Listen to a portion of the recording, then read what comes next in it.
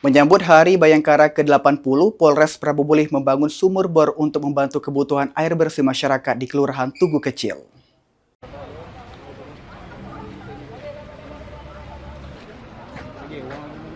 Sebagai bentuk kepedulian terhadap kebutuhan masyarakat, Polres Prabu Mulih membangun fasilitas sumur bor di Kelurahan Tugu Kecil, Kecamatan Prabu Mulih Timur.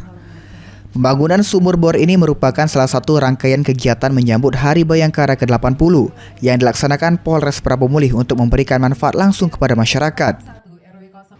Lokasi pembangunan sumur bor dipilih berdasarkan hasil survei lapangan, di mana warga Kelurahan Tugu Kecil dinilai sangat membutuhkan akses air bersih untuk kebutuhan sehari-hari. Dengan kedalaman mencapai 30 hingga 40 meter, sumur bor ini diharapkan dapat menyuplai kebutuhan air bersih bagi masyarakat sekitar, termasuk untuk keperluan masjid. Bapak Ibu hadirin yang kami kegiatan hari ini dalam rangka kegiatan Bakti Bayangkara ke-80 kita masuk lagi bukan sumur bor ya, warga di kelurahan Tugu Kecil. Kenapa milih tempat di Kelurahan Tugu Kecil ini? Tempat ini memang sudah disurvei, memang butuh air bersih. Kita survei dari sini tempatnya kedalaman 30-40 meter.